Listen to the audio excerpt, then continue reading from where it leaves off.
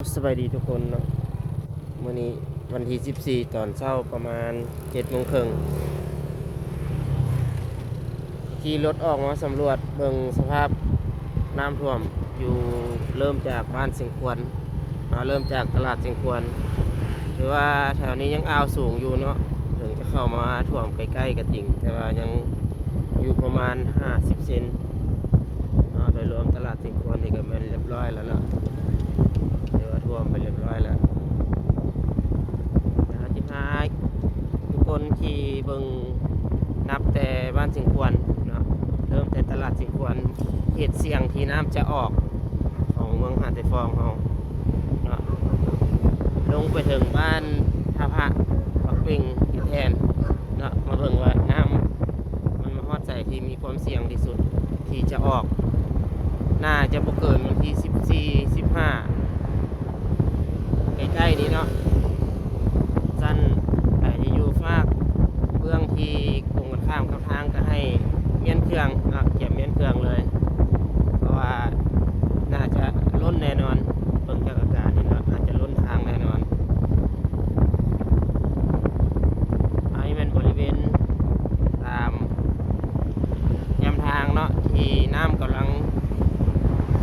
แย่เข้ามาเนาะกำลังแย่เข้ามาแถวนี้ยังสูงอยู่เนาะยังสูงอยู่หรือว่ายังข้ามมาบ่อนได้เถอะแต่หลังจากกายส้นบ้านสิงควรไปเนาะน้ำเริ่มแย่เข้ามาต่อแต่บ้านท่าพระครับ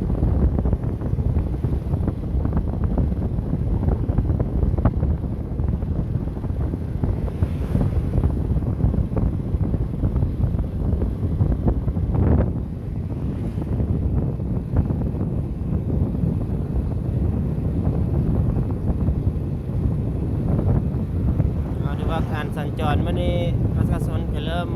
มีการยกย้ายเครื่องหลายขึ้นจากเมื่อวานที่13เนาะเมื่อนี้น้ำถือว่าตึงขึ้นหลายแล้วเมื่อนี้จะมีการยกย้ายสัตว์เป็นงัวควายแบะเนาะหมูหมาเป็ดไก่จะได้ย้ายเนาะเริ่มจากโซนบ้านเลยเพราะว่าตัวนี้ยังมีคูกั้นน้ำที่สูงอยู่โซนบ้านสิงควรต่อใส่กับบ้านทับหะยังมีคูกั้นน้ำที่สูงอยู่เนาะน้ำยังไม่สามารถทะลักเข้ามาเถื่อแต่หลังจากเข้าไปในตัวบ้านของบ้านทับหะเนาะมันเป็นบริเวณที่ต่ำแล้วก็ทางคูกั้นน้ำของเขาก็ถือว่าสูงเติบแต่ก็เทียบเป็นระดับน้ำในปี2024นี่ก็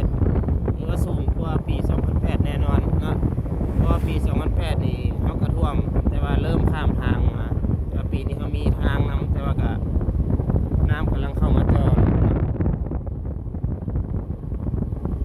สำหรับใครที่เบิ่งวิดีโอนี้ก็ฝากกดไลค์กดแชร์นะแล้วก็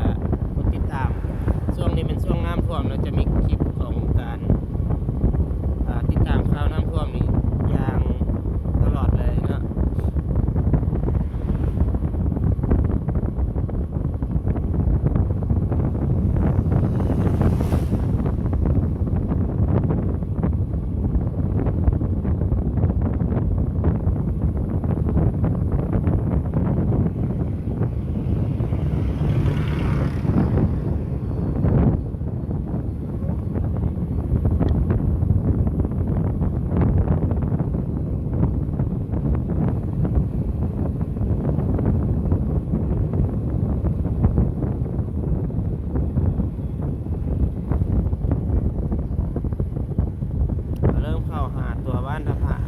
เข้าไปในกลางบ้านแล้ว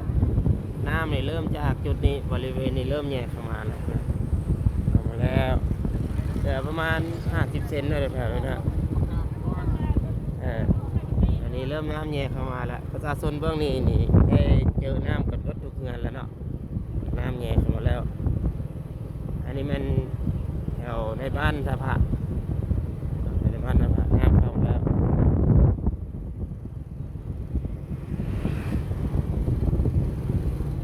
แต่บ่ต้องลังเลใจเลยนะวันนี้สะพานท่าพระนี่มันให้ง่ายเครื่องของเลยตัวน้ำนี่เข้ามาเรียบร้อยนะเข้ามาแล้ว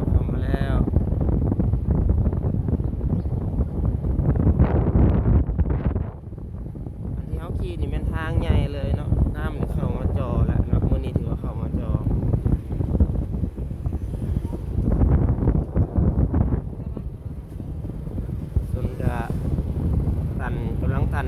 กันว่าตันเท่าที่ตันได้ของบริเวณใกล้เคียงเหลือแต่หน้า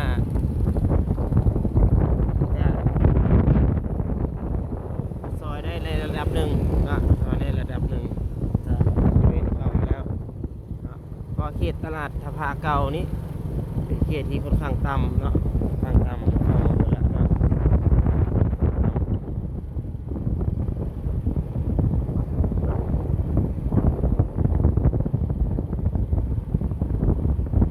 ถ้าฝนตกมื้อแรงเนาะหรือว่าน้ำยังตึงที่มื้อแรงนี่น่าจะข้ามทางเพิ่งจากสถานการณ์โดยรวมเพราะบนถ้ำมิลีเหลือประมาณ20 เซนบนถ้ำมิลีเหลือประมาณ20 เซนมันจะออกบนนั่นแหละก่อนเนาะออกบนบริเวณที่มันต่ำอันนี้หน้าตลาดทภาเก่าเนาะหน้าตลาดทภาเก่าหน้าตลาดทภาเก่าว่าน้ำเข้ามาแล้ว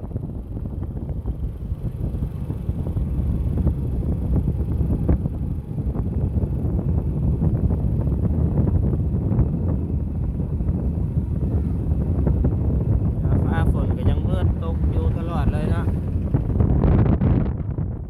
ยู่ตลอดเลยวันนี้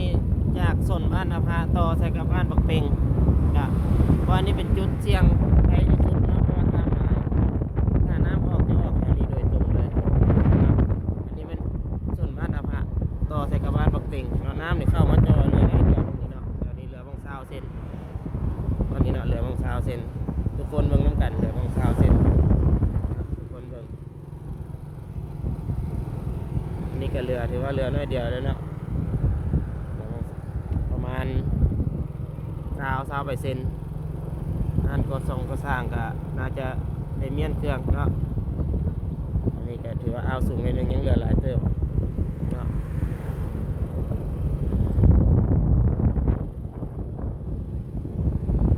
เข้าบ้านดอกเต็งก็วันนี้เนาะถือว่าบ้านดอกเต็งนี่โมมีบ่อนใดที่สีน้ำบ่แย่เพราะเป็นบ้านที่ต่ำบ้านที่ต่ำก็มูบ้านที่มีหินที่ต่ำเนาะหลังน้ำก็เข้ามาเพิ่น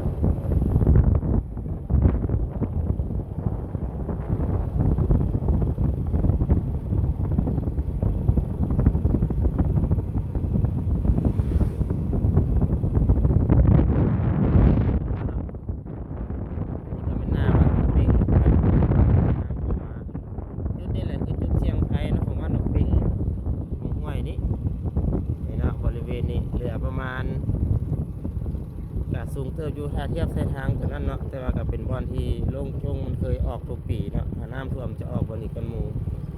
บริเวณนี้เนาะโซนคนเก่าเพื่อมารอสแตนบายท่าอยู่เอาไปเป็นจุดสุดท้ายเนาะจุดที่ต่ำที่สุดเนาะของบ้านปักเป่งต่อใช่ครับทางเข้าบ้านหนองพงต่อใช่ครับทางเข้าบ้านหนองพงคือ3 แยก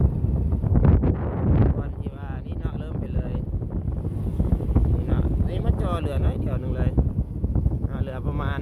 25 หรือ30 เซนนี่อย่างนี้เนาะทุกคนเบิ่งน้ำกันจากบริเวณแคมทางเนาะจากบริเวณแคมทางไปหาดินเหลือประมาณ25 30 เซน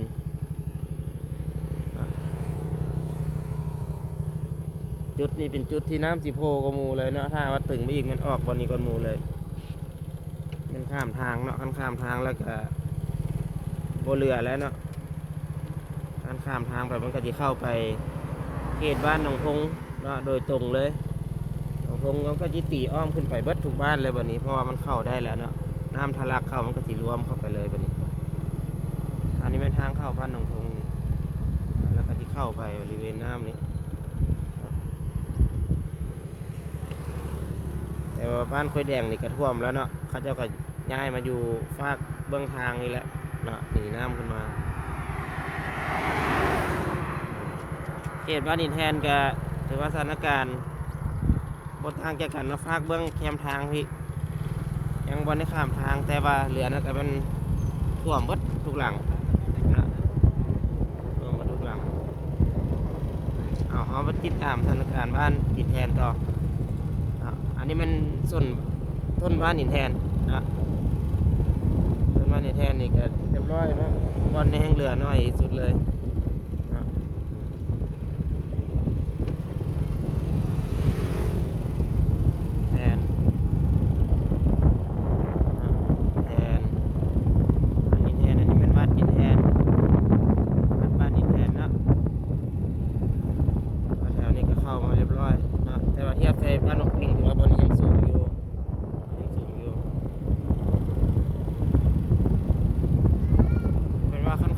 ต่อเนื่องแบบนี้นี่มื้อแรงนี่น่าจะข้ามทางได้เนาะเพราะว่าแถวบักเพ็งมันทำหลายเนาะบักเพ็งกับพระทำหลายเอาโดยรวมสิมีประมาณนี้เนาะถ้าว่าถูกใจในคลิปนี้ก็ฝากกดไลค์กดแชร์แล้วกดติดตามเนาะเพื่อเป็นกำลังใจเขาจะทำการติดตามข่าวน้ำท่วมไปตลอดเนาะขอบใจ